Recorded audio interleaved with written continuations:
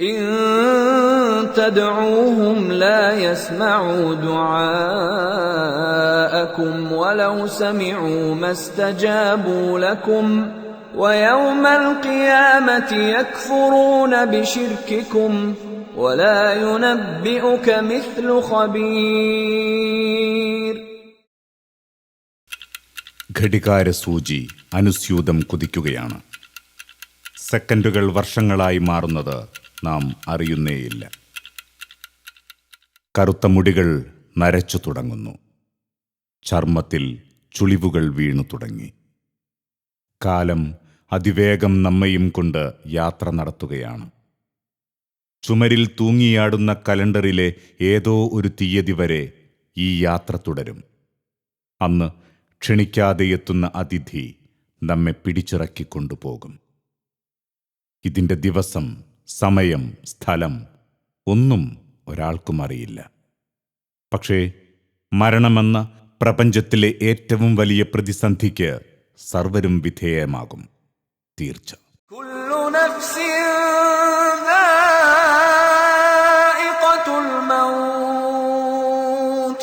وإنما توفون أجوركم يوم القيامة فمن زحزح عن النار وأدخل الجنة فقد فاز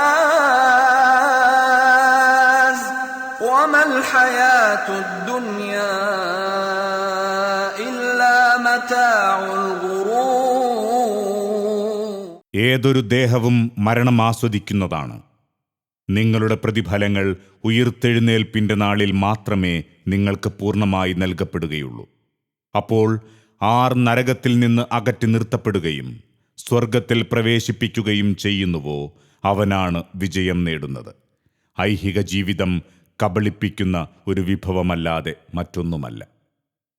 സുഹൃത്തെ, എങ്കിൽ ഇരുട്ടിൽ തെളിഞ്ഞു കത്തി എരിഞ്ഞു തീരുന്ന മെഴുകുതിരി പോലെയല്ലേ നമ്മുടെ ജീവിതവും?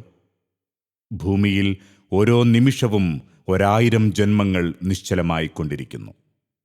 അതിൽ കൈക്കുഞ്ഞു മുതൽ വയോവൃദ്ധൻ വരെയുണ്ട്. നിശ്ചയിക്കപ്പെട്ട നേരം തെറ്റാതെ മോഹങ്ങളുടെ അന്തകൻ എത്തിച്ചേരുന്നു. മരണത്തിൻ്റെ കൈകളിൽ നിന്ന് ആത്മാവിനെ തിരിച്ചു കൊണ്ടുവരാൻ ഒരാൾക്കും സാധ്യമല്ല. فلولا إذا بلغت الحلقوم وأنتم حينئذ تنظرون ونحن أقرب إليه منكم ولكن لا تبصرون فلولا إن كنتم غير مدينين ترجعونها إن كنتم صادقين. എന്നാൽ ജീവൻ തൊണ്ടക്കുഴിയിലെത്തുമ്പോൾ എന്തുകൊണ്ടാണ് നിങ്ങൾക്കത് പിടിച്ചു നിർത്താനാകാത്തത്? നിങ്ങൾ അന്നേരത്ത് നോക്കിക്കൊണ്ടിരിക്കുമല്ലോ. നാമാണ് ആ വ്യക്തിയെ സംബന്ധിച്ചിടത്തോളം നിങ്ങളെക്കാളും അടുത്തവൻ. പക്ഷേ നിങ്ങൾ കണ്ടറിയുന്നില്ല. അപ്പോൾ നിങ്ങൾ ദൈവിക നിയമത്തിന് വിധേയരല്ലാത്തവരാണെങ്കിൽ നിങ്ങൾക്കെന്തുകൊണ്ട് ജീവൻ മടക്കി എടുക്കാനാവുന്നില്ല? നിങ്ങൾ സത്യവാദികളാണെങ്കിൽ. അവസാനം പൊതുദർശനത്തിന് വെച്ച താങ്കളുടെ നിശ്ചലമേനി നിറമിഴികൾ കണ്ടുതീരുമ്പോൾ, സാവകാശം അത് വീടിൻ്റെ ഗേറ്റ് കടക്കുമ്പോൾ, നീണ്ട വർഷങ്ങൾ കൊണ്ട് നേടിയതെല്ലാം മറ്റു ചിലരുടേതായിത്തീർന്നു. വീട്, പറമ്പ്, വാഹനം, ബാങ്ക് ബാലൻസ് തുടങ്ങിയെല്ലാം ചിലപ്പോൾ കൂടെ ഉറങ്ങിയ ഇണ പോലും. പാതയോരങ്ങളിലൂടെ പതിയെ താങ്കളുടെ നിശ്ചല ശരീരം ചുമലിൽ വഹിച്ചു നീങ്ങുന്ന മക്കൾക്കും ബന്ധുക്കൾക്കുമായി പലതും താങ്കൾ ബാക്കി വെച്ചു. തലമുറകൾക്ക് ഉല്ലസിച്ച് ജീവിക്കാനുള്ളത് നാം സമ്പാദിച്ചുണ്ടാക്കിയിട്ടുണ്ട്. എന്നാൽ 3 കഷ്ണം പരുത്തിത്തുണിയല്ലാതെ ഈ യാത്രയിൽ കൂടെ കൊണ്ടുപോകാൻ എന്തുണ്ട് സഹോദര? يا أيها الذين آمنوا اتقوا الله ولتنظر نفس ما قدمت لغد واتقوا الله إن الله خبير بما تعملون. സത്യവിശ്വാസികളെ, നിങ്ങൾ അല്ലാഹുവെ സൂക്ഷിക്കുക. ഓരോ വ്യക്തിയും താൻ നാളേക്ക് വേണ്ടി എന്തൊരു മുന്നൊരുക്കമാണ് ചെയ്തു വെച്ചിട്ടുള്ളതെന്ന് നോക്കിക്കൊള്ളട്ടെ. നിങ്ങൾ അല്ലാഹുവെ സൂക്ഷിക്കുക. തീർച്ചയായും അല്ലാഹു നിങ്ങൾ പ്രവർത്തിക്കുന്നതിനെപ്പറ്റി സൂക്ഷ്മജ്ഞാനമുള്ളവനാകുന്നു. മരണത്തോടെ അനശ്വര ജീവിതത്തിന്റെ തുടക്കമാവുകയാണ്.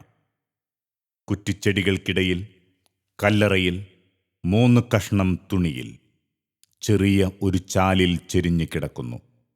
കൂട്ടിന് ഇരുട്ടുമാത്രം. ജീവിതഘട്ടങ്ങളിലെ കർമ്മങ്ങൾക്കനുസരിച്ച സൗകര്യങ്ങൾ ഇവിടെ ലഭ്യമാണ്. ഇനി ഇസ്രാഫീൽ വിളിച്ചുണർത്തുന്നതുവരെ ഇവിടെ കഴിയുക തന്നെ.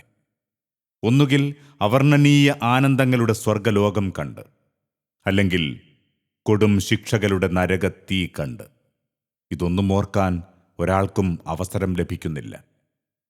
കുതിച്ചോടുകയാണ് മനുഷ്യൻ.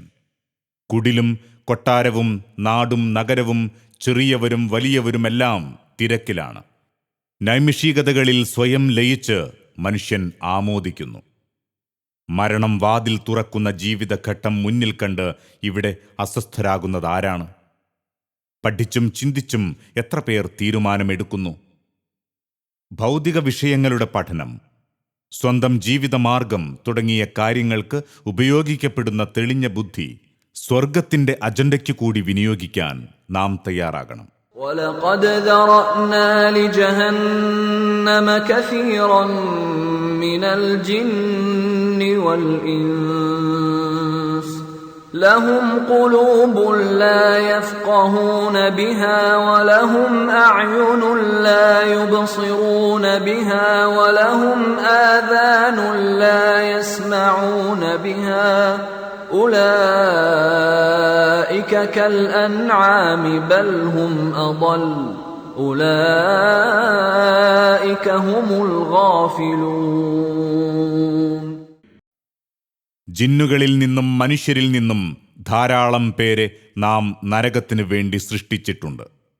അവർക്ക് മനസ്സുകളുണ്ട്, അതുപയോഗിച്ച് അവർ കാര്യം ഗ്രഹിക്കുകയില്ല. അവർക്ക് കണ്ണുകളുണ്ട്, അതുപയോഗിച്ച് അവർ കണ്ടറിയുകയില്ല. അവർക്ക് കാതുകളുണ്ട്, അതുപയോഗിച്ച് അവർ കേട്ടു മനസ്സിലാക്കുകയില്ല. അവർ കാലികളെപ്പോലെയാകുന്നു. അല്ല, അവരാണ് കൂടുതൽ പിഴച്ചവർ. അവർ തന്നെയാണ് ശ്രദ്ധയില്ലാത്തവർ. നോക്കൂ, പഴവും പച്ചക്കറിയും മത്സ്യവും മാംസവും നാം വാങ്ങുന്നത് എത്ര പരിശോധനകൾ നടത്തിയാണ്? വീട് നിർമ്മാണത്തിന് എന്തെല്ലാം നിലയ്ക്കുള്ള അന്വേഷണമാണ് നടത്തിയത്? എന്നാൽ നമ്മുടെ മതപരമായ കാര്യങ്ങളോ? മതത്തിൽ തർക്കമായി നിലനിൽക്കുന്ന വിഷയങ്ങളിൽ താങ്കൾ സ്വീകരിച്ച നിലപാട് ചിന്തിച്ചും പഠിച്ചും എടുത്തതാണോ? ചിലർ കേൾക്കുകയേ വേണ്ട എന്ന് തീരുമാനിക്കുന്നു. ഖുർആനിലും സുന്നത്തിലും നോക്കി വസ്തുത അപഗ്രഥിക്കുന്നതിന് പകരം കാരണവന്മാരുടെ ചരിത്രം നോക്കുന്നു. വേറെ ചിലർ അടിപിടിയും ബഹളവുമുണ്ടാക്കുന്നു. മറ്റു ചിലർക്ക് നാട്ടുകാരെയും മഹല്ല് കമ്മിറ്റിയെയും പേടിയാണ്. പ്രാരാബ്ധങ്ങളും ജീവിതായോധന മാർഗങ്ങളും പഠനവും അന്വേഷണവും മുടക്കുന്നവരും ഇല്ലാതില്ല. സുഹൃത്തെ, കേൾക്കാനും പഠിക്കാനും തയ്യാറല്ലാത്തവരുടെ ആത്മകഥകൾ അന്ന് നരക കവാടത്തിൽ ഉയർന്നു കേൾക്കും. നാം പഠിച്ചിരുന്നെങ്കിൽ എന്ന ദയനീയ രോദനം നമുക്കുണ്ടാവരുത്. അതെ, താങ്കൾക്ക് ഇത് പറയേണ്ടി വരരുത്.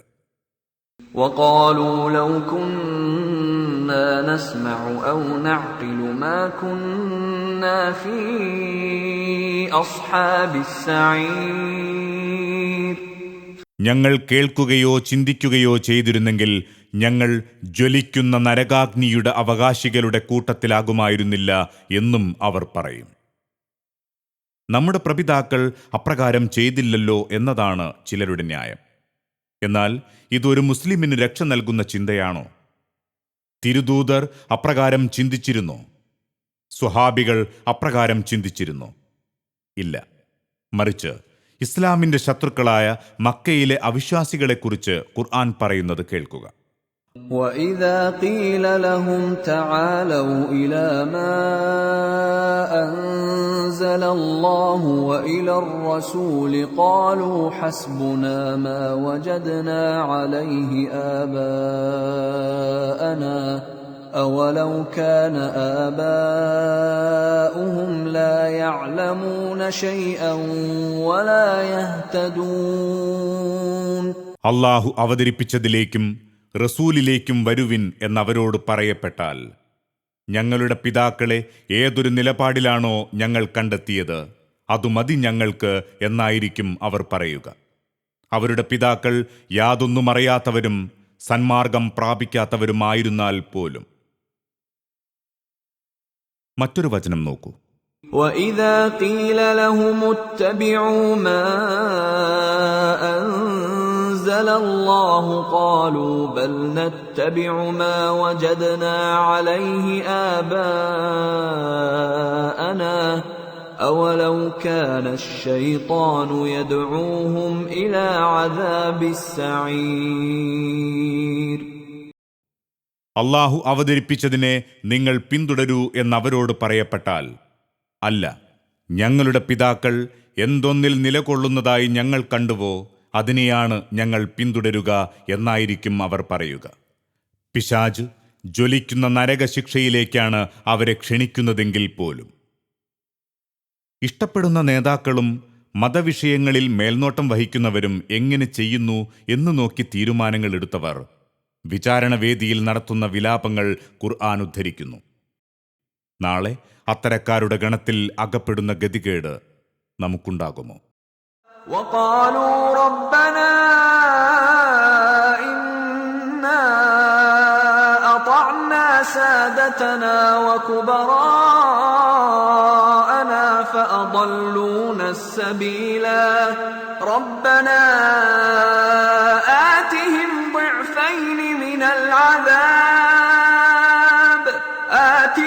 ضِعْفَيْنِ مِنَ الْعَذَابِ وَالْعَنْهُمْ لَعْنًا كَبِيرًا.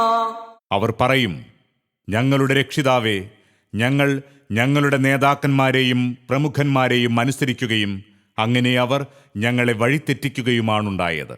ഞങ്ങളുടെ രക്ഷിതാവേ, അവർക്ക് നീ രണ്ടിരട്ടി ശിക്ഷ നൽകുകയും അവർക്ക് നീ വൻ ശാപമേൽപ്പിക്കുകയും ചെയ്യണമേ. തക്ബീർ മുഴക്കി മാത്രം സ്വീകരിച്ച നേതാക്കളെ അണികൾ തള്ളുന്ന സന്ദർഭമാണത്. കാൽ തൊട്ട് വണങ്ങിയവരും കൈമുത്തിയവരുമെല്ലാം സ്വയം ശപിക്കുന്ന ഘട്ടം.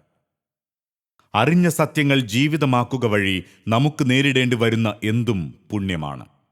റബ്ബിന്റെ സഹായം നമുക്കുണ്ട്. അല്ല, അത് സത്യത്തിന്റെ കൂടെ നിന്നവർക്ക് മാത്രമാണ്.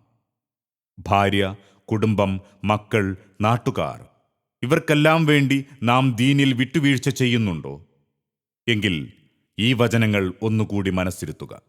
وَلَا يَسْأَلُ حَمِيمٌ حَمِيمًا يُبَصَّرُونَهُمْ يَوَدُّ الْمُجْرِمُ لَوْ يَفْتَدِي مِنْ عَذَابِ يَوْمِئِذٍ بِبَنِيهِ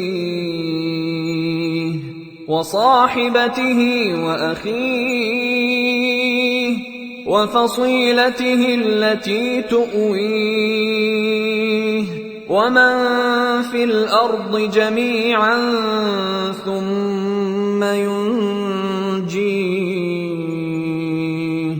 ഒരുറ്റ ബന്ധുവും മറ്റൊരു ഉറ്റ ബന്ധുവിനോട് യാതൊന്നും ചോദിക്കുകയില്ല. അവർക്ക് അന്യോന്യം കാണിക്കപ്പെടും. തൻ്റെ മക്കളെ പ്രായശ്ചിത്തമായി നൽകിക്കൊണ്ട് ആ ദിവസത്തെ ശിക്ഷയിൽ നിന്ന് മോചനം നേടാൻ കഴിഞ്ഞിരുന്നെങ്കിൽ എന്ന് കുറ്റവാളി ആഗ്രഹിക്കും. തൻ്റെ ഭാര്യയെയും സഹോദരനെയും തനിക്ക് അഭയം നൽകിയിരുന്ന തൻ്റെ ബന്ധുക്കളെയും ഭൂമിയിലുള്ള മുഴുവൻ ആളുകളെയും, എന്നിട്ട് അതവനെ രക്ഷപ്പെടുത്തുകയും ചെയ്തിരുന്നെങ്കിൽ എന്ന്. വിവാദ വിഷയങ്ങൾ വിവേകപൂർവം കൈകാര്യം ചെയ്യാൻ കഴിയണം നമുക്ക്. തർക്കത്തിനും ബഹളത്തിനും ഞാനില്ല. വിവാദങ്ങൾ എനിക്ക് കേൾക്കേണ്ട എന്ന് പറയുന്ന ചിലരുണ്ട്. അവർക്ക് ഭിന്നതകളിലെ ശരികളിൽ എത്തിപ്പെടാനാവുന്നില്ല. ഭിന്നതകളിൽ പലതും മതത്തിൻ്റെ അടിസ്ഥാന തത്വങ്ങളിൽ തന്നെയാണ്. എന്നാൽ ഇത്തരക്കാർ രാഷ്ട്രീയ, സാമൂഹിക, കുടുംബരംഗങ്ങളിൽ സംഭവിക്കുന്ന തർക്കങ്ങളിലും വിവാദങ്ങളിലും വ്യക്തമായ നിലപാടുകൾ സ്വീകരിക്കുന്നവരാണ്. പത്രവായനയും ടെലിവിഷൻ വാർത്തകളും വിഷയങ്ങളിൽ വ്യക്തമായ ധാരണയുണ്ടാക്കാൻ നാം അവലംബിക്കുന്നു. സത്യാന്വേഷണത്തിന് മുമ്പിൽ വിലങ്ങ് തീർക്കുന്ന ഇത്തരം വീക്ഷണ വികലതകൾ നമ്മെ ഗ്രസിച്ചിട്ടില്ല എന്ന് ഉറപ്പുവരുത്തുക. എന്നിട്ട് തർക്കങ്ങൾക്ക് തീർപ്പ് കൽപ്പിക്കേണ്ട ദൈവിക മാർഗദർശനം നാം സ്വീകരിക്കുക. يا أيها الذين آمنوا أطيعوا الله وأطيعوا الرسول وأولي الأمر منكم فإن تنازعتم في شيء فردوه إلى الله والرسول إن كنتم تؤمنون بالله واليوم الآخر ذلك خير وأحسن تأويلا. സത്യവിശ്വാസികളെ, നിങ്ങൾ അല്ലാഹുവെ അനുസരിക്കുക, അല്ലാഹുവിൻ്റെ ദൂതനെയും നിങ്ങളിൽ നിന്നുള്ള കൈകാര്യകർത്താക്കളെയും അനുസരിക്കുക. ഇനി വല്ല കാര്യത്തിലും നിങ്ങൾക്കിടയിൽ ഭിന്നിപ്പുണ്ടാവുകയാണെങ്കിൽ നിങ്ങളത് അല്ലാഹുവിലേക്കും റസൂലിലേക്കും മടക്കുക. നിങ്ങൾ അല്ലാഹുവിലും അന്ത്യദിനത്തിലും വിശ്വസിക്കുന്നുവെങ്കിൽ അതാണ് ഉത്തമവും കൂടുതൽ നല്ല പര്യവസാനമുള്ളതും. സുഹൃത്തെ, എന്നാൽ ഇസ്ലാമിക പ്രമാണങ്ങളെക്കുറിച്ച് നമുക്കെന്തറിയാം? സൂറത്തുൽ ഫാത്തിഹയുടെ അർത്ഥം പൂർണ്ണമായി നമുക്കറിയാമോ? നമ്മൾ നമസ്കാരത്തിൽ പാരായണം ചെയ്യുന്ന വചനങ്ങളുടെ അർത്ഥം നമുക്കറിയുമോ? എനിക്ക് പഠിക്കാനാവുമോ? എനിക്ക് അറബി ഭാഷയിലുള്ള ഗ്രന്ഥക്കെട്ടുകൾ നോക്കി സത്യം ഗ്രഹിക്കാനാകുമോ എന്നാണോ സംശയം? എങ്കിൽ ഖുർആൻ പറയുന്നത് കേൾക്കുക. وَلَقَدْ يَسَّرْنَا الْقُرْآنَ لِلذِّكْرِ فَهَلْ مِن مُّدَّكِرٍ. തീർച്ചയായും ആലോചിച്ചു മനസ്സിലാക്കുവാൻ ഖുർആൻ നാം എളുപ്പമുള്ളതാക്കിയിരിക്കുന്നു. എന്നാൽ ആലോചിച്ചു മനസ്സിലാക്കുന്നവരായി ആരെങ്കിലുമുണ്ടോ? സുഹൃത്തെ, അറബിയും ഇതര അടിത്തറകളും പഠിക്കാത്ത ആയിരങ്ങൾ ഇസ്ലാമിലേക്ക് വരുന്നു. അവർ സത്യങ്ങൾ കണ്ടെത്തുന്നു. ഇത് സത്യാന്വേഷകന് മുമ്പിൽ ഈ വേദം ലളിതമാണ് എന്നതിൻ്റെ തെളിവല്ലേ? എന്നാൽ ഖുർആൻ പഠനത്തിൽ നിന്ന് നമ്മെ ബോധപൂർവം അകറ്റുന്നത് ആരാണ്? ഈ വരികൾ നോക്കൂ. ഖുർആനിൽ നിന്ന് ഒരായത്തിൻ്റെയും അർത്ഥം പഠിക്കൽ പൊതുജനങ്ങൾക്ക് നിർബന്ധമില്ല. ഇനിയും കേൾക്കുക. ഓതൽ നിർബന്ധമായത് ഫാത്തിഹ മാത്രമാണ്. അപ്പോൾ പാരായണം നിർബന്ധമായത് ഫാത്തിഹ മാത്രമാണ് എന്ന് വന്നു. അതും അർത്ഥം പഠിക്കൽ നിർബന്ധമില്ല. ശരി, ഫാത്തിഹയുടെയും അർത്ഥം പഠിക്കൽ നിർബന്ധമില്ലത്രേ. എങ്കിൽ അർത്ഥം പഠിക്കുന്നത് സുന്നത്താണോ? പ്രത്യേക സുന്നത്തുമില്ല. രണ്ടാം പ്രമാണം നബിചര്യയല്ലേ? പ്രസ്തുത പ്രമാണം സ്വീകരിക്കുന്നത് സംബന്ധിച്ച് എഴുതപ്പെട്ട ഈ വരികൾ നോക്കൂ. 4 മദ്ഹബുകളല്ലാത്തതിനെ അനുഗമിക്കൽ ജായിസ് അല്ല. ഇതൊരു പക്ഷേ സ്വഹാബത്തിന്റെ വാക്കിനോടും സ്വഹീഹായ ഹദീസിനോടും ഒത്തു കണ്ടാലും ശരി. എന്താണ് സ്വഹീഹായ ഹദീസ്? നമ്മുടെ മുത്ത് നബിയുടെ പുണ്യമൊഴികൾ. അത് നിരാകരിക്കപ്പെടുന്നു. അത് സ്വീകരിക്കേണ്ടതില്ലെന്ന് ഇവർ തുറന്നെഴുതുന്നു. സ്വഹാബികളെക്കാളും കഴിവുറ്റവരാണോ ഇമാമുകൾ? എന്നാൽ ഇമാമുകൾക്ക് തന്നെ ഹദീസുകൾ പൂർണ്ണമായും ലഭ്യമായിട്ടില്ല എന്നും ഇവർ തന്നെ എഴുതുന്നുണ്ട്. ഖുർആനും സുന്നത്തും പഠിച്ച് മനസ്സിലാക്കുന്നത് നിരുത്സാഹപ്പെടുത്തിയവർ, ഒരു വേള അത് നിഷിദ്ധമാക്കിയവർ, സാധാരണക്കാരൻ ചെയ്യേണ്ടത് എന്ത് എന്നും വ്യക്തമായി നിർദ്ദേശിക്കുന്നു. സാധാരണക്കാരന് മതപണ്ഡിതനെ പിൻപറ്റൽ നിർബന്ധമാണ്. പണ്ഡിതൻ സത്യം പറയട്ടെ, കളവ് പറയട്ടെ, അല്ലെങ്കിൽ ശരി പറയട്ടെ, അബദ്ധം പറയട്ടെ. സാധാരണക്കാരുടെ ബാധ്യത പണ്ഡിതൻ പറയുന്നത് സ്വീകരിക്കലാണെന്ന കാര്യത്തിൽ ഇജ്മാ ഉണ്ട്. ഇനി മതപണ്ഡിതർ പറയുന്നത് എന്താണെന്ന് നോക്കൂ. സുന്നത്ത് ജമാഅത്തിന്റെ പ്രവർത്തകരെ സംബന്ധിച്ചിടത്തോളം അലാഹു അല്ലദീ തവസ്സല ബിഹി ആദം മങ്കൂസ് മൗലിദിലുണ്ടല്ലോ, ഇമാം സൈനുദ്ദീൻ മഖ്ദൂം തങ്ങൾ രേഖപ്പെടുത്തിയിട്ടുണ്ടല്ലോ. അതിന് തെളിവെന്താണ്? അതിന്റെ ഒന്നാമത്തെ തെളിവ്, സുന്നത്ത് ജമാഅത്തുകാരെ സംബന്ധിച്ചിടത്തോളം ഒന്നാമത്തെ തെളിവ് അത് മങ്കൂസ് മൗലിദ് തന്നെയാണ്. അത് മങ്കൂസ് മൗലിദ് തന്നെയാണ്. മൻകൂസ് മൗലിദ് സമീപ നൂറ്റാണ്ടുകളിൽ മാത്രം രചിക്കപ്പെട്ട, രചിതാവിനെ സംബന്ധിച്ച് അവ്യക്തത നിലനിൽക്കുന്ന ഒരു വാറോല. ഇതാണത്രേ ഒന്നാം പ്രമാണം. എങ്കിൽ ഇത് രചിക്കപ്പെടുന്നതിന് മുമ്പുള്ള മുസ്ലിങ്ങളുടെ പ്രമാണം എന്തായിരുന്നു? CP ഉസ്താദ് പറയാണ്, ഞാന് അജ്മീർ ഖാജനെ സിയാറത്ത് ചെയ്തിട്ട് അവിടെ നിന്ന് ഖാജനെ കാണാൻ വേണ്ടി ആഗ്രഹിച്ചു, അതിനു വേണ്ടി സിയാറത്ത് ചെയ്തു. അന്ന് രാത്രി ഖാജയെ ഞാൻ കണ്ടു. ഖാജയോട് ഞാൻ ചോദിച്ചു, എന്നോട് CP ഉസ്താദ് അവരെ വീട്ടിൽ നിന്ന് പറഞ്ഞതാ. CP ഉസ്താദ് നേരിട്ട് പറഞ്ഞ. ഞാൻ ഖാജയോട് ചോദിച്ചു, ഖാജ ഞങ്ങളുടെ ഉസ്താദിന്റെ സ്ഥാനം ഏതാണ് എന്ന് ഞാൻ ഖാജയോട് ചോദിച്ചു. AP ഉസ്താദിന്റെ സ്ഥാനം ഏതാണ്? അപ്പൊ ഖാജ പറഞ്ഞു, റുക്നുൻ മിൻ അർക്കാനിൽ ഇസ്ലാം, ഇസ്ലാമിന്റെ ഒരു നെടും തൂണാണെന്ന് എന്നോട് പറഞ്ഞു.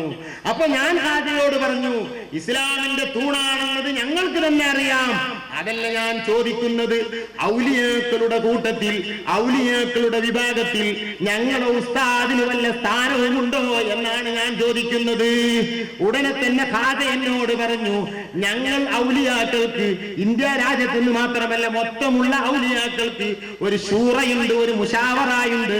ആ മുശാവറയിൽ ഒരു പ്രധാന അംഗമാണ് AP എന്ന് ഖാജ എന്നോട് പറഞ്ഞു എന്ന് CP ഉസ്താദ് എന്നോട് പറഞ്ഞു.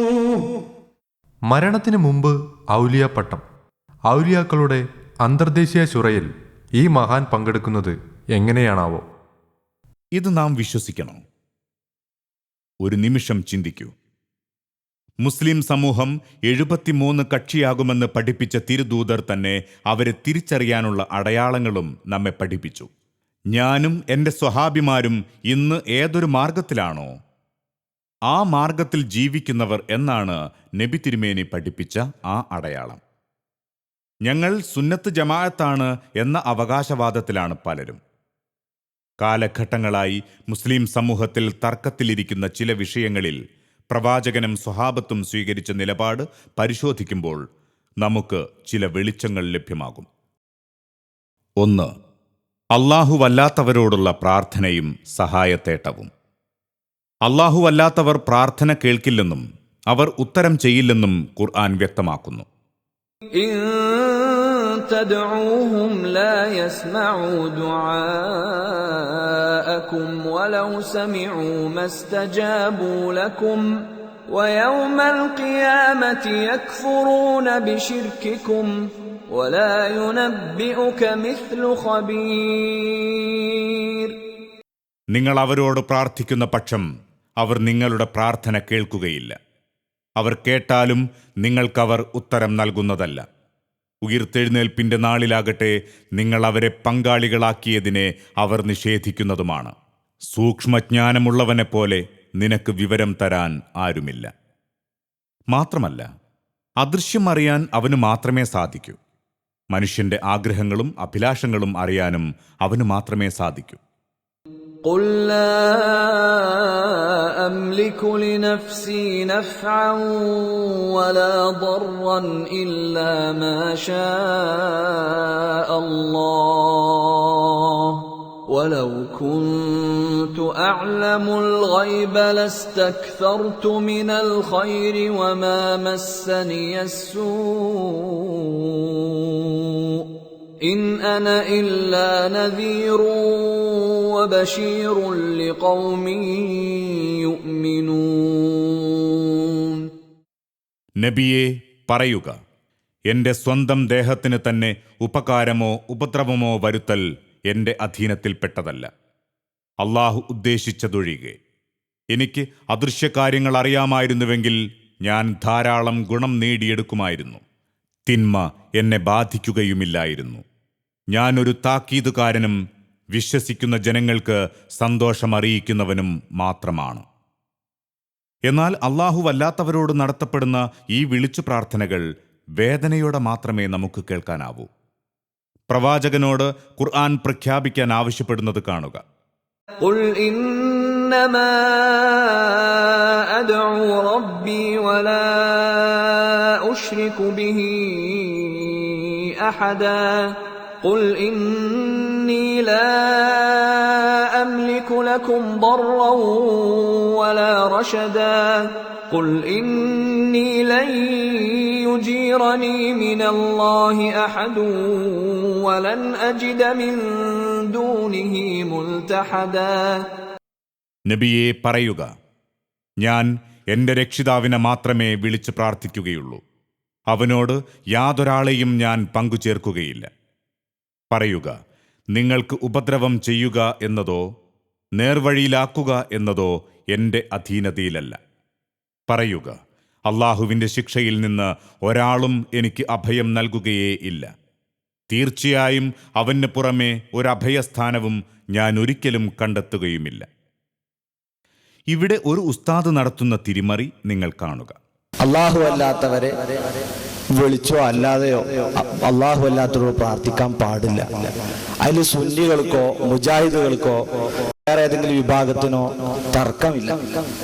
അള്ളാഹു അല്ലാത്തവരെ വിളിച്ചു പ്രാർത്ഥിക്കണം എന്ന് പറയുന്നവരല്ല സുന്നികൾ, പ്രാർത്ഥിക്കരുത് എന്ന് പറയുന്നവരാണ് സുന്നികൾ. ഞങ്ങൾക്ക് അള്ളാഹു അല്ലാത്തവരോട് പ്രാർത്ഥിക്കാമെന്ന വാദമില്ല എന്ന് പറയുന്ന ഈ പണ്ഡിതർ തന്നെ സുദീർഘമായ ഒരു കാലഘട്ടം കേരള ജനതയോട് പറഞ്ഞത് മഹാത്മാക്കളോട് പ്രാർത്ഥിക്കാം എന്നു തന്നെയാണ്. അപ്പോൾ അന്ന് മരണപ്പെട്ട ആയിരങ്ങൾ പിഴച്ചുപോയവരായിരുന്നു. കൊട്ടപ്പുറം സുന്നി മുജാഹിദ് വാദപ്രതിവാദം പുസ്തകരൂപത്തിൽ ഇന്നും ലഭ്യമാണ്. വർഷങ്ങൾക്ക് മുമ്പ് പ്രസ്തുത സംവാദത്തിൽ സുന്നികൾ വാദിച്ചത് എന്തായിരുന്നു? ഈ ഭാഗം കാണുക. കൊട്ടപ്പുറം സംവാദത്തിൽ കാന്തപുരം AP അബൂബക്കർ മുസ്ലിയാർ പറയുന്നു, അള്ളാഹു അല്ലാത്തവരെ വിളിച്ചു പ്രാർത്ഥിക്കാമെന്നതിന് തെളിവായി ധാരാളം ആയത്തുകൾ ഞാൻ ഓതി. മറ്റൊരു പണ്ഡിതന്റെ ഈ പുസ്തകം നോക്കൂ. ചോദ്യം: മുഹീദ്ദീൻ ഷെയ്ഖയെ രക്ഷിക്കണേ, ബദരീങ്ങളെ കാക്കണേ എന്നിങ്ങനെ മരിച്ചുപോയവരെ വിളിച്ചു പ്രാർത്ഥിക്കുന്നത് അനുവദനീയമാണോ? ഉത്തരം: അനുവദനീയമാണ്. സമസ്തയിലെ മറ്റൊരു വിഭാഗത്തിന്റെ പ്രസ്താവന കാണുക. സുന്നികൾ ഖബർ സന്ദർശനത്തിന് പോകുന്നത് എന്തിനാണ്? സമസ്ത പത്രം തന്നെ വ്യക്തമാക്കുന്നത് കാണുക. സുന്നികൾ മഹാത്മാക്കളുടെ ഖബർ സന്ദർശന വേളയിൽ അവരോട് നേരിട്ട് ഇസ്തിഗാസ നടത്തുക തന്നെ ചെയ്യാറുണ്ട്. അത് ശിർക്കോ പാപമോ അല്ല. അത് തുറന്നു പറയുന്നതിൽ എന്താണിത്ര പേടിക്കാൻ? ഖബറാളികൾക്ക് വേണ്ടി പ്രാർത്ഥിക്കാൻ മാത്രമല്ല, ഖബറാളികളോട് അർത്ഥിക്കുന്നതും ശിർക്കാണെന്ന് ആർക്കും തെളിയിക്കാനാവില്ല. ഇതാണ് സുന്നി വിശ്വാസം. മാത്രമല്ല, ഈ വാചകമൊന്ന് വായിച്ചു നോക്കൂ. പ്രാർത്ഥന അള്ളാഹുവിനോട് മാത്രം എന്ന പ്രമേയം സാക്ഷാൽ ഇബ്ലീസിന്റെ പ്രമേയമാണെന്ന് സുന്നി പണ്ഡിതർ വഹാബികളെ തെര്യപ്പെടുത്തി. എന്തുമാത്രം അപകടകരമാണ് ഈ വാദം! മനുഷ്യ ചരിത്രത്തിലൂടെ കടന്നുപോയ ഒരു പ്രവാചകനും അള്ളാഹുവല്ലാത്തവരോട് പ്രാർത്ഥിച്ചിട്ടില്ല. അപ്പോൾ അവരും ഇബ്ലീസിന്റെ പ്രമേയം സ്വീകരിച്ചവരാണോ? സുഹൃത്തെ, ചിന്തിക്കുക. നമ്മുടെ പരലോകം നഷ്ടപ്പെടുത്തരുത്. മാത്രവുമല്ല, പ്രാർത്ഥനയല്ല സഹായത്തേട്ടമാണ് ഞങ്ങൾ നടത്തുന്നത് എന്ന് വേദികളിൽ പറയുന്നവർ ഖബറിന് മുന്നിൽ കാണിക്കുന്ന ഈ കാഴ്ചകൾ പ്രാർത്ഥനയോ അതോ സഹായത്തേട്ടമോ? അത് അജ്ഞരായ സമൂഹമാണ് എന്നാണ് ന്യായമെങ്കിൽ, ഇതാ ഈ കാണുന്ന ദൃശ്യത്തിൽ ഖബറിന് മുന്നിൽ സുജൂദ് നിർവഹിക്കുന്ന ഈ വ്യക്തി സമസ്തയുടെ പ്രമുഖ നേതാവ് വൈലത്തൂർ തങ്ങളല്ലേ? അപ്പോൾ പ്രാർത്ഥനയല്ല സഹായത്തേട്ടമാണ് എന്നൊക്കെ പറയുന്നത് മുജാഹിദുകൾ ഉദ്ധരിക്കുന്ന തെളിവുകൾക്ക് മുമ്പിൽ പതറുമ്പോൾ പറയുന്ന കച്ചിത്തുരുമ്പുകളല്ലേ? സുഹൃത്തെ, മഹല്ലും നാടും ഉസ്താദും ഇല്ലാത്ത ഖബർ നാം മറക്കരുത്. അവിടെ തനിച്ചാണ്. വിചാരണയും ഒറ്റയ്ക്ക് നേരിടണം. അതെ, താങ്കൾ തനിച്ച്. അള്ളാഹുവിന് പുറമെ പ്രാർത്ഥിക്കപ്പെടുന്നവരുടെ ദുർബലത ഖുർആൻ വ്യക്തമാക്കുന്നത് കാണുക. ذلكمُല്ലാഹു റബ്ബുകും ലഹുൽ മുൽക് വല്ലദീന തദ്ഊന മിൻ ദൂനിഹി മാ യംലികൂന മിൻ ഖിത്മീർ. അവന് പുറമെ ആരോട് നിങ്ങൾ പ്രാർത്ഥിക്കുന്നുവോ അവർ ഒരു ഈന്തപ്പഴക്കുരുവിന്റെ പാട പോലും ഉടമപ്പെടുത്തുന്നില്ല. പ്രിയ സുഹൃത്തെ, ശിർക്ക് അള്ളാഹു പൊറുക്കാത്ത പാപമാണ്. ഇന്നല്ലാഹ ലാ യഗ്ഫിറു അൻ യുശ്റക ബിഹി വയഗ്ഫിറു മാ ദൂന ദാലിക ലിമൻ യശാ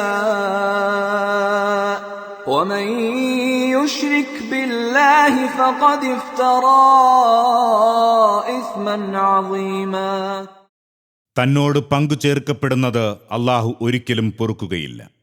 അതൊഴിച്ചുള്ളതെല്ലാം അവനുദ്ദേശിക്കുന്നവർക്ക് അവൻ പുറത്തു കൊടുക്കുന്നതാണ്. ആർ അള്ളാഹുവോട് പങ്കുചേർത്തുവോ അവൻ തീർച്ചയായും ഗുരുതരമായ ഒരു കുറ്റകൃത്യമാണ് ചമച്ചുണ്ടാക്കിയിരിക്കുന്നത്.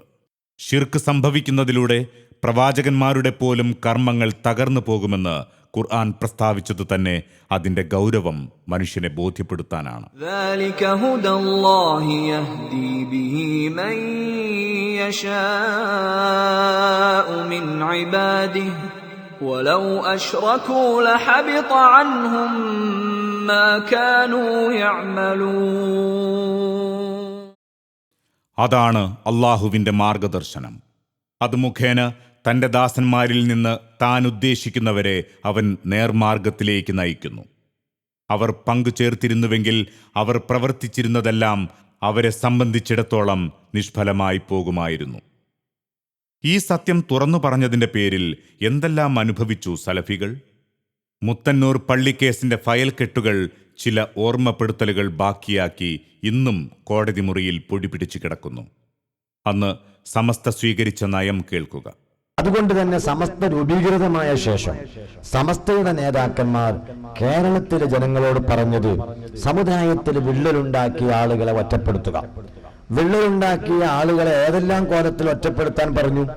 അവരെ കണ്ടാൽ സലാം പറയാതിരിക്കുക, അവർ സലാം പറഞ്ഞാൽ മടക്കാതിരിക്കുക, അവരുടെ അംഗസംഖ്യ വർദ്ധിക്കരുത്. അതിനെന്ത് വേണം? അതിന് നിങ്ങൾ പെൺകുട്ടികളെ അവർക്ക് കെട്ടിച്ചു കൊടുക്കരുത്. പെൺമക്കളെ കെട്ടിച്ചു കൊടുക്കാതിരുന്നാൽ പിന്നെ അംഗസംഖ്യ കൂടൂലല്ലോ. അങ്ങനെ അവരുടെ അംഗസംഖ്യ കുറയാനും ഉള്ളവരുമായി നിസ്സഹകരിക്കാനും സമസ്ത കേരള ജമിയത്തുൽ ഉലമ കേരളത്തിലെ മുസ്ലിങ്ങളെ ആഹ്വാനം ചെയ്തു. അൽഹംദുലില്ലാഹ്. പക്ഷേ പ്രതിരോധത്തിൻ്റെ മൺചിറകൾ തകർത്തെറിഞ്ഞ് ഇന്ന് ആദർശ പ്രസ്ഥാനം വളർന്നുകൊണ്ടേയിരിക്കുന്നു. ഇത് ശിർക്കാണ് എന്ന് നാം പറയുമ്പോൾ സമസ്ത പറയുന്ന വാദം കേൾക്കുക. ചോദ്യം: ഇസ്തിഗാസയുടെ ശർഈയായ ഹുക്മ് എന്താണ്? ഇതിന് അല്ലാഹു സുബ്ഹാനഹു വ തആലയുടെ അടുക്കൽ വല്ല പ്രതിഫലവും ഉണ്ടോ എന്നാണ്. ഇസ്തിഗാസയെക്കുറിച്ച് ലോക മുസ്ലിം ജനസമൂഹം ഇത്രയും കാലം അംഗീകരിച്ച ഒരു നിലപാടും സമസ്ത കേരള ജമിയത്തുൽ വിശദീകരണവും ഇസ്തിഗാസ ശറയിൽ അനുവദിക്കപ്പെട്ട കാര്യമാണ്. തവസ്സുൽ സുന്നത്താക്കപ്പെട്ട കാര്യമാണ്. തബറുക്ക് സുന്നത്താക്കപ്പെട്ട കാര്യമാണ്. അപ്പോൾ ഇസ്തിഗാസ ഇസ്ലാമിൽ സുസമ്മതമായി സ്ഥിരീകരിക്കപ്പെട്ട കാര്യമാണ്. ശറിയാ ഹുക്കുമാണ് അനുവദിക്കപ്പെട്ടതാണെന്നുള്ളത്.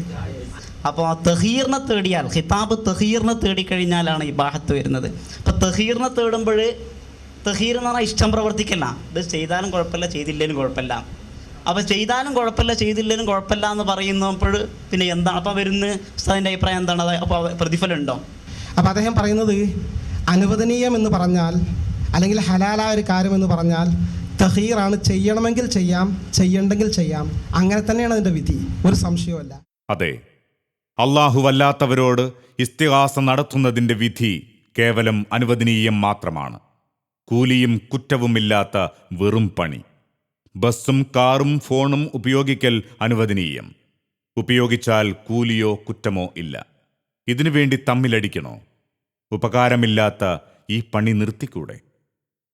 തുടർന്ന് കേട്ടു നോക്കൂ. പിന്നെ ചോദിക്കാവുന്ന അടുത്ത ചോദ്യം വല്ലതുണ്ടെങ്കിൽ ചോദിക്കണം. പ്രതിഫലം ഒരു കാര്യം ഹലാലായ കാര്യത്തിന് സതുദ്ദേശപരമായി ചെയ്യുകയാണെങ്കിൽ പുണ്യം കിട്ടുമെന്നല്ലാതെ ഹലാൽ എന്നതിൽ അനുവദിക്കപ്പെട്ടത് എന്നതിൽ പുണ്യം കിട്ടൂല.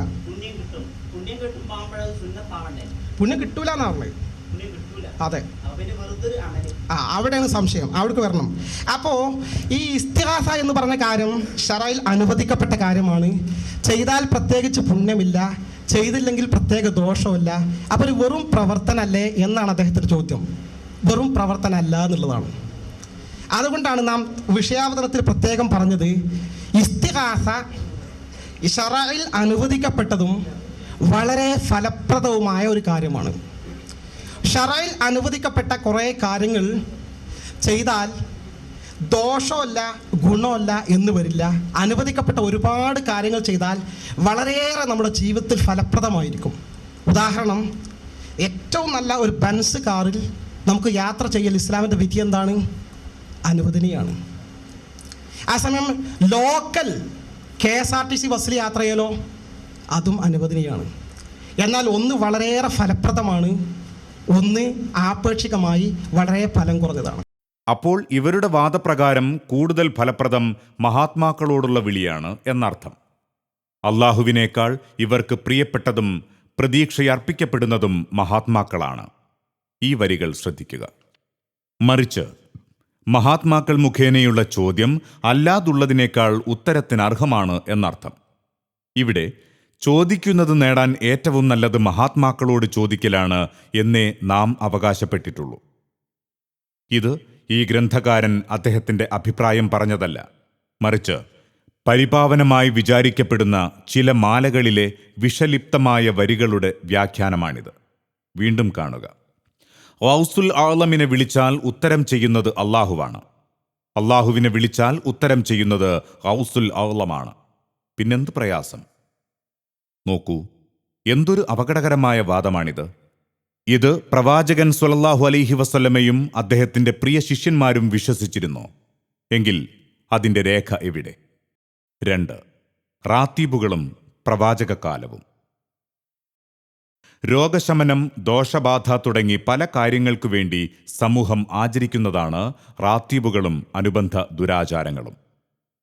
ഇങ്ങനെ കേരളത്തിൽ നിലനിൽക്കുന്ന ഏതേത് ആചാരങ്ങൾ പരിശോധിച്ചാലും ഈ തവസ്സുലും നമ്മുടെ തബറുക്കും നമ്മുടെ ഇസ്തിഗാസയും ഇവിടെ കുത്താറാത്തിപ്പ് നടക്കുന്ന അതുവരെ അതൊന്നും നമ്മൾ പുച്ഛിച്ചിട്ടും പരിഹസിച്ചിട്ടും കാര്യമില്ല. കുത്താറാത്തിപ്പ് നടത്താൻ പറ്റോ ഇല്ലേ തീരുമാനിക്കേണ്ടത് ഞാനും നിങ്ങളും മൈക്രോവേവ് പ്രസംഗിച്ചിട്ടില്ലല്ലോ. കേരളത്തിൽ അങ്ങനെ നടക്കുന്നുണ്ടോ? റിഫായി ത്വരീഖത്തിന്റെ ഇജാത്ത് പ്രകാരം ആ ത്വരീഖത്തിന്റെ ആളുകൾ യഥാവിധി ആ ദിക്ർ ചൊല്ലിക്കൊണ്ട് റിഫായി റാത്തിബ് ചൊല്ലിക്കൊണ്ട് ആ റാത്തിബ് നടത്തുന്ന സമയത്ത് ഒരു പ്രത്യേക ഘട്ടത്തിൽ ചില ആയുധം ഉപയോഗിക്കുന്നുണ്ടോ? അവർക്ക് പരിക്കേൽക്കുന്നില്ലേ? എന്റെ പ്രിയപ്പെട്ടവരെ, നാം നടന്നുകൊണ്ടിരിക്കുന്ന കാര്യം. ഇനി റിഫായി റാത്തീബ് കാണുക.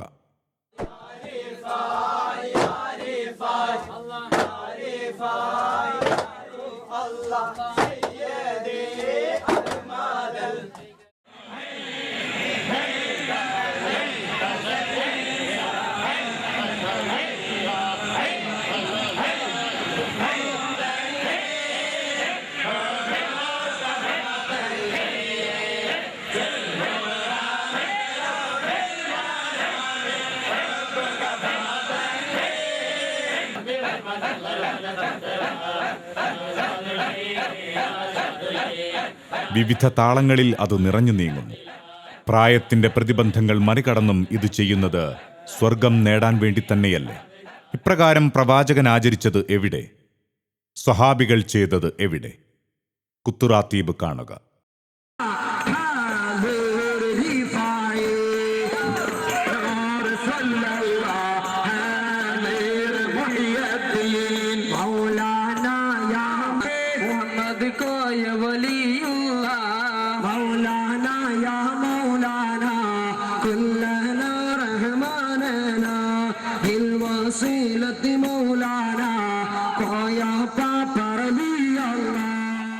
ഇതിന് ഒരു ഉസ്താദ് പറയുന്ന ന്യായം നോക്കൂ. കുത്താറാത്തീബിന് ഇസ്ലാം എഴുതി തള്ളിയിട്ടില്ല, പക്ഷേ അത് അതിൻ്റെതായ രൂപത്തിൽ.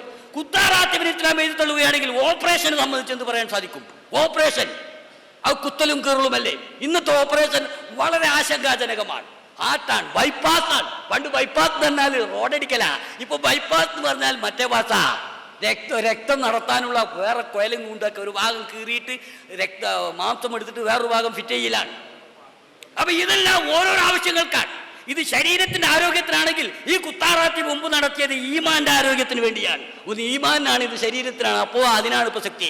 ഡോക്ടർ നെഞ്ചു കീറുന്ന ലക്ഷ്യമാണോ റാത്തീബിനും ഹദ്ദാദിനുമുള്ളത്? ഇതിനെ എതിർത്താൽ അതോടെ പുത്തൻവാദി. സുഹൃത്തെ, ഇനിയെങ്കിലും ചിന്തിക്കുക. 3. മന്ത്രവാദവും പ്രവാചകൻ സ്വല്ലല്ലാഹു അലൈഹി വസല്ലമയുടെ കാലവും. ഈ വിഷയത്തിൽ മുജാഹിദുകളുടെ നിലപാട് വളരെ വ്യക്തമാണ്.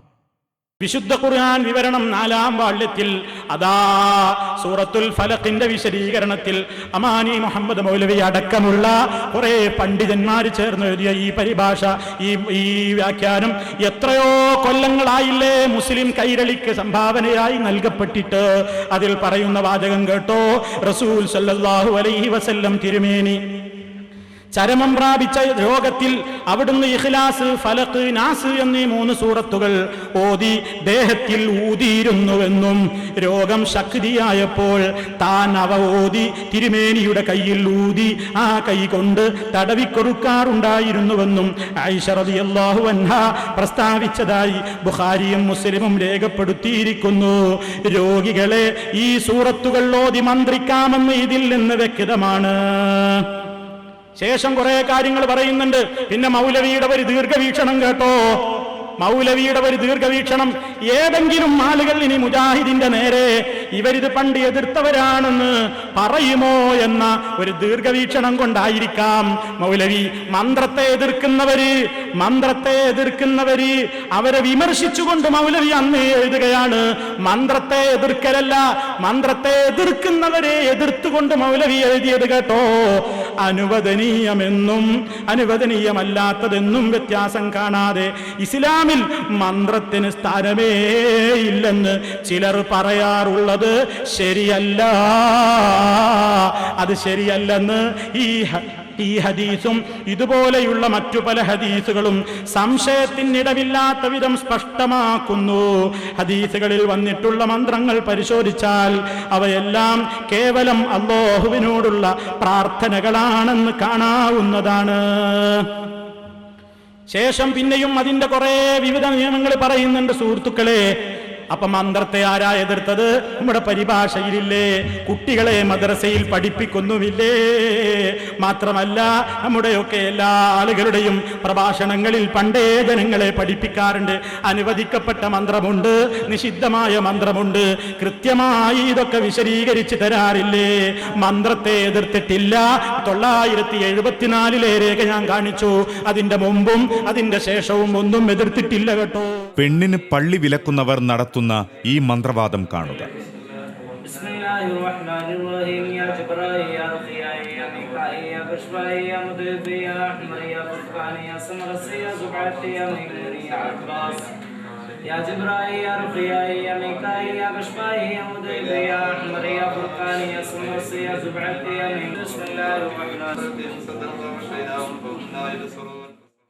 ഇതും സുന്നത്ത് ജമാഅത്താണോ?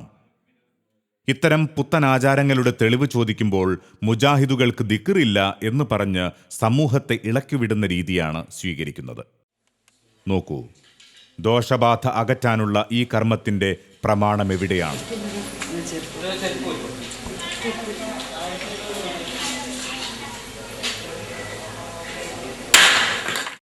പ്രവാചകനും സ്വഹാബികളും ആചരിച്ച മാർഗം നടപ്പിൽ വരുത്തുന്നവർ അതിനുള്ള തെളിവ് ഹാജരാക്കണം.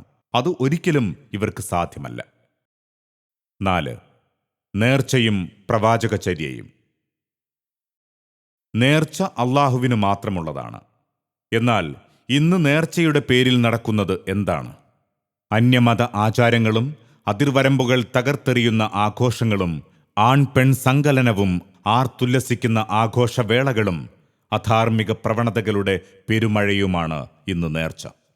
അതൊന്നും ഞങ്ങൾ അംഗീകരിക്കുന്നില്ല എന്നാണ് ചിലർക്ക് ഇതിന് ഒറ്റവാചകത്തിലുള്ള മറുപടി. എന്നാൽ വെടിമരുന്നിനും ആനയെ ആനയിക്കാനും ചെണ്ടമേളത്തിനുമെല്ലാം ഫത്വ നൽകിയതും ഇവരൊക്കെ തന്നെ. ചൂഷണത്തിന്റെ വല വിരിച്ച പൗരോഹിത്യം സാധാരണക്കാരെ കെണിയിൽ വീഴ്ത്തുന്നത് പല വിധത്തിലാണ്. രോഗശമനത്തിനായി രോഗമുള്ള അവയവത്തിന്റെ രൂപത്തിൽ അപ്പമുണ്ടാക്കാനാണ് അപ്പവാണിഭ നേർച്ച. ഇത് കയ്യപ്പം, കൈക്ക് സുഖിക്കുന്ന കയ്യപ്പം, നെയ്യപ്പം. ഇത് കുട്ടിയാക്കി ഈ ഇര തൂർന്നതിന് പാമ്പനപ്പം. ഈ ഇരക്കും വേണ്ടി നെയ്യത്താക്കണം. ഈ ഇര ഈ കുട്ടികളെ ഈ പാമ്പുണ്ടാവില്ലോ, ഇര തൂർന്ന് ഇരക്ക് നെയ്യാ, അതിന് നെയ്യത്താക്കണം ആ പാമ്പനപ്പം. പിന്നെ ഈ കുരു കിടുമ്പപ്പം എന്നറിയും, കിടുമ്പപ്പം. കിടമ്പിലൊക്കെ കൈക്ക് കിടമ്പൊക്കെ ഉണ്ടാകുന്നല്ലോ, ആ കിടമ്പപ്പം. ഇത് ആണിയപ്പം. ഈ കാലിനുണ്ടാവും ആണി, ഈ ആണിൻ്റെ ആണി രോഗം, അതിന് നെയ്യത്താക്കണം. ഇത് പിന്നെ ഇത് പല്ലപ്പം, ഈ പല്ലൊക്കെ വേദനയൊക്കെ നെയ്യത്താക്കണം. ഇത് കുരുവപ്പം, കൈക്ക് കുരുവൊക്കെ വന്നാൽ ഇത് പിന്നെ ചൊറിയൊക്കെ ഉണ്ടാകും. കൈക്ക് ചൊറി വരുമല്ലോ, കുക്കളിലൊക്കെ ചൊറി വരണ ഈ ചൊറിയപ്പം. ഒരു മനുഷ്യന്റെ എല്ലാ അവയവങ്ങളാണ് ഈ അപ്പങ്ങളാണ്. ഇത് മധുരം ഉണ്ടാവില്ല. മനുഷ്യന്റെ എല്ലാ അവയവങ്ങളുള്ള അപ്പങ്ങളത് വെക്കുക. എല്ലാ രോഗത്തിനും ഒരു കാലിന് സുഖടത്താക്കും കാലപ്പം ഉണ്ടാവും, കൈക്ക് സുഖം ഉണ്ടാവും. ഈ കയ്യപ്പം വാങ്ങും. ഇതിനെ ഈ കുരുന്ന് കൈക്ക് കുരുണ്ടെങ്കിൽ കുരുപ്പം കൊടുക്കും. ഈ രംഗം സമസ്തയുടെ മേൽനോട്ടത്തിലുള്ള അപ്പവാണിഭ നേർച്ചയിൽ നിന്നാണ്. ഇതെല്ലാം ബഹുജനം ചെയ്യുന്നത് പുണ്യം തേടിയാണ് എന്നോർക്കുമ്പോൾ മനസ്സ് ദുഃഖസാന്ദ്രമാണ്.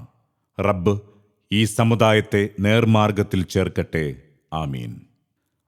5. കെട്ടിയുയർത്തപ്പെട്ട ഖബറുകൾ. ലോകാനുഗ്രഹിയായ തിരുദൂതർ തൻ്റെ അന്തിമ നിമിഷങ്ങളിൽ പോലും പഠിപ്പിച്ച കാര്യം. ആയിഷ റളിയല്ലാഹു അൻഹയുടെ മടിയിൽ കിടന്ന് പ്രവാചകൻ സ്വല്ലല്ലാഹു അലൈഹി വസല്ലം അന്ത്യയാത്രയാകുമ്പോൾ മരണവേദനയ്ക്കിടയിൽ അരുതെന്ന് പറഞ്ഞ കാര്യമെങ്കിലും നാം ചെയ്യാതിരിക്കേണ്ടതല്ലേ സഹോദര? ജൂതന്മാരെയും ക്രൈസ്തവരെയും അള്ളാഹു ശപിച്ചിരിക്കുന്നു. കാരണം അവർ അവരുടെ പ്രവാചകന്മാരുടെ ഖബറിടങ്ങളെ പ്രാർത്ഥനാ കേന്ദ്രങ്ങളാക്കി. പ്രവാചകൻ ലോകത്തോട് അവസാനം സംസാരിച്ച കാര്യങ്ങളിലൊന്നാണിത്. എന്നാൽ ഇന്ന് മുസ്ലിം സമുദായമോ ഊരും പേരും അറിയാത്തവരെ പോലും ആരാധിക്കുന്നു, അവരോട് പ്രാർത്ഥിക്കുന്നു, സ്വപ്ന സാക്ഷാത്കാരങ്ങൾ തേടി അവരുടെ മുന്നിൽ ആർത്ത് കരയുന്നു.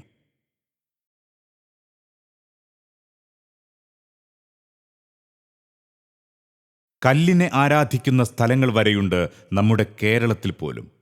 ഇത് നാട്ടുകൽ മഖാം. നോക്കൂ, വിളക്ക് പുകയുന്നത് ഖബറിൻ മുകളിലല്ല, കല്ലിനരികിലാണ്. ഈ കല്ലിൽ നിന്ന് അടർന്നു വീണ കഷ്ണം സംരക്ഷിക്കപ്പെട്ടിരിക്കുന്നു. ആരാണിവിടെ കിടക്കുന്നത്? ആരെയാണ് വിളിക്കുന്നത്? നടത്തിപ്പുകാർക്ക് പോലും അറിയില്ല. ഇദ്ദേഹത്തിന്റെ പേരെന്താണെന്ന് പറഞ്ഞു? അതിപ്പെട്ട പേരാണ്. അയാളെ പേര് ശരിക്കും അങ്ങനെ ആർക്കും കിട്ടിയിട്ടില്ല. അത് ഇസ്ഹാഖ് വലിയുള്ള നാട്ടിൽ. ഇസ്ഹാഖ് വലിയുള്ള. അതിപ്പോ അത് അയാളെ പേര് നമുക്ക് പിന്നെ ഇട്ടിട്ടും കണ്ടിട്ടും ഒന്നും ഇല്ലല്ലോ. അപ്പൊ അങ്ങനെ ആൾക്കാർക്ക് മനസ്സിലാകാൻ വേണ്ടിയിട്ട് ഒരു പേര് കിട്ടുന്നു. അല്ലാതെ അയാളെ പേരെന്താ, അയാളെ ഏറെ സ്ഥലം ഏതാ രാജ്യം എന്നൊന്നും അറിയില്ല. ഈ പേര് ഇട്ടത് ആരാണ്? അതിവിടെ പിന്നെ എല്ലാരും കൂടിയിട്ടിട്ടൊന്നും അത്ര എന്തെങ്കിലും ഒരു പേര് വിളിച്ചിട്ടുണ്ട്. അപ്പൊ അങ്ങോട്ട് അത് വേണ്ടാന്നും പറഞ്ഞു. അങ്ങനെ ആ പേര് വേണ്ട, അയാൾക്ക് തിരുപ്പതി ഇല്ലെങ്കിൽ നമ്മൾ ആ പേര് ഇടണ്ട. അപ്പൊ വലിയുള്ളാക്കി അവിടെ പേര് അവിടെ എഴുതിയിട്ടില്ലേ, ആ പേരാക്കി. പിന്നെ ആ പേര് വേണ്ടാന്ന് പറഞ്ഞു. അതിപ്പോൾ അയാൾക്ക് തിരുപ്പതി ഉണ്ടോ അയാളെ പേരെന്താണെന്നൊന്നും ഞമ്മക്കറിയില്ല. അപ്പോൾ ആ പേര് വേണ്ടാന്ന് പറഞ്ഞിട്ട് പിന്നെ അത് വേണ്ടാച്ചു.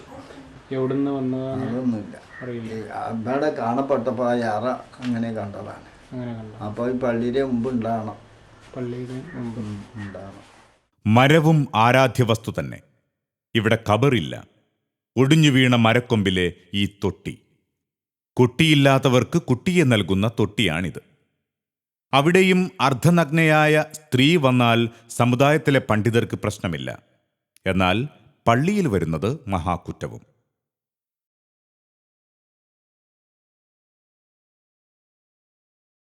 സുഹൃത്തെ, ഇത് താങ്കളോടുള്ള ഗുണകാംക്ഷയാണ്. കേട്ടുപോയ അക്ഷരക്കൂട്ടങ്ങളും മിന്നിമറഞ്ഞ കാഴ്ചകളും മനസ്സിനോട് നിർദ്ദേശിക്കുന്ന തിരുത്തുകൾ കൂടുതൽ പഠനവിധേയമാക്കുക. സുഹൃത്തെ, ഒരു പരിശോധനയാണ് നടന്നത്. ഇനിയുമേറെ പഠിക്കാനുണ്ട്. തയ്യാറെങ്കിൽ സഹായിക്കാൻ ഞങ്ങൾ കൂടെയുണ്ട്. ആത്മവിചിന്തനങ്ങൾക്ക് ഉപകാരപ്പെട്ടെങ്കിൽ സന്തോഷം. ഈ മങ്ങിയ കാഴ്ചകളും പതിഞ്ഞ സ്വരവും ഇവിടെ അവസാനിക്കുന്നു. ശരീരം പുഴുവരിക്കുന്ന ശ്മശാന മൂകതയിലേക്ക് യാത്ര പുറപ്പെടും മുമ്പ് തിരുത്തുക. നാഥൻ അനുഗ്രഹിക്കട്ടെ.